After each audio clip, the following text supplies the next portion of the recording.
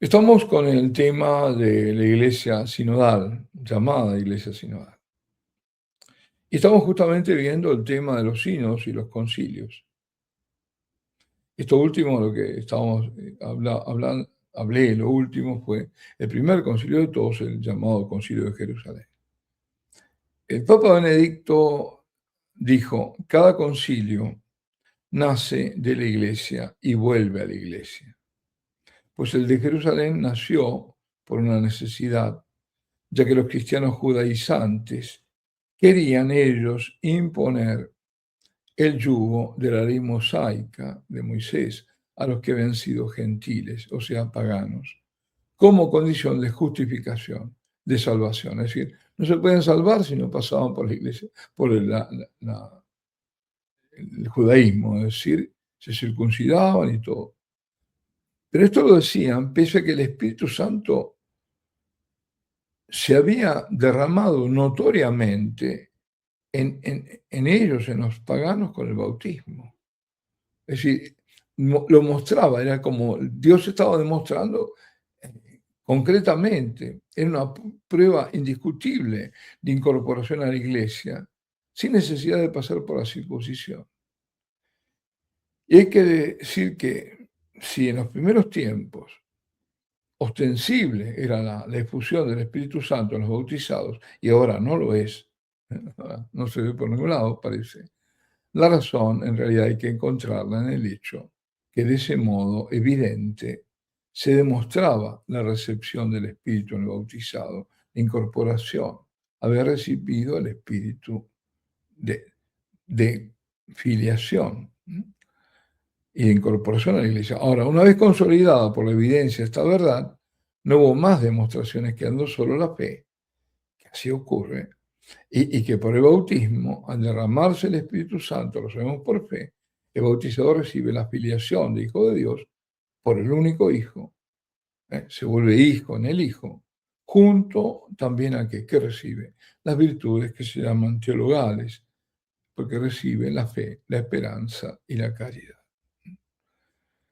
Pues, como decía, así nació aquel primer concilio de Jerusalén, por la necesidad de poner luz sobre la disputa. Y volvió, así como salió de la iglesia, volvió a la iglesia mediante una recomendación, acordarse de los pobres, sobre todo los de la iglesia de Jerusalén. Bien.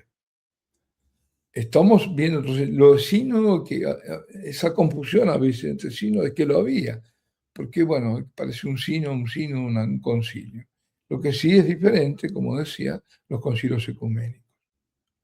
Por otra parte, los sínodos han sido de alcance en general más limitado. Por ejemplo, una reunión de obispos de una región para determinar algunas cuestiones disciplinarias.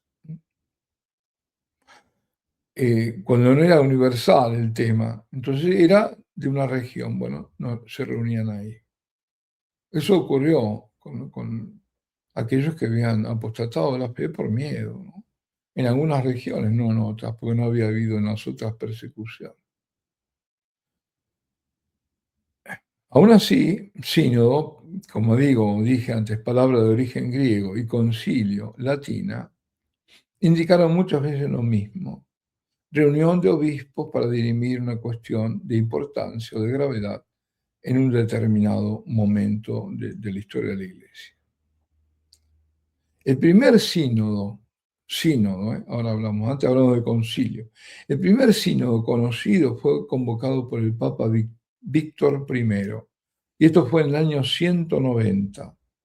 ¿Y para qué fue? Para determinar la fecha de la Pascua, porque estaba el problema de si era el 14 de Nisan o cuándo era. Sin embargo, la fecha fue universalmente establecida en el Concilio de Nicea.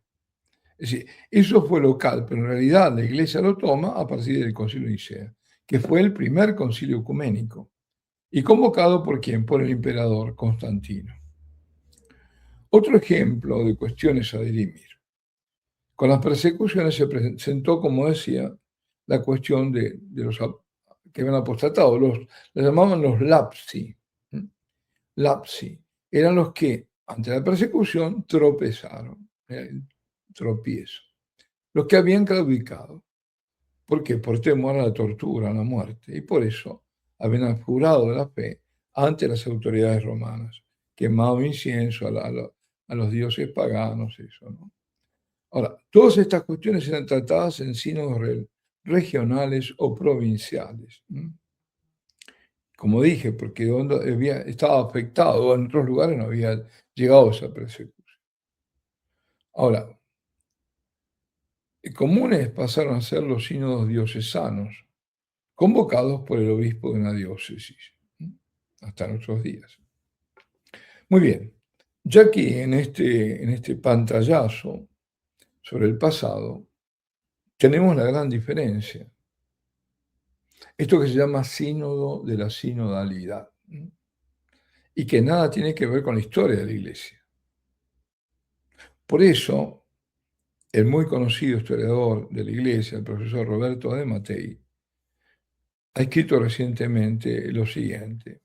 Dice, la ideología sinodal, por supuesto, no tiene nada que ver con los antiguos y venerables sínodos de la Iglesia, ni con una forma legítima de colaboración del Papa con los cardenales y los obispos a través de órganos consultivos como el consistorio, que fue hace poco, ¿no? Y los sínodos, el último digo. El proceso sinodal iniciado por los obispos alemanes en el 2019 y teorizado por la teología ultraprogresista, debe entenderse en cambio como un instrumento de democratización de la Iglesia para transformar su constitución monárquica y jerárquica en una estructura igualitaria, en la que el Papa y las jerarquías eclesiásticas se ven despojados de su poder, que se transfiere a las comunidades locales. El nuevo paradigma, dice de Mattei, se basa en la idea de la Iglesia como comunidad voluntaria de creyentes. ¿Sí? Nos juntamos y decidimos creer, ¿no? En el mismo Dios, etc. Definida en función de un pacto entre iguales.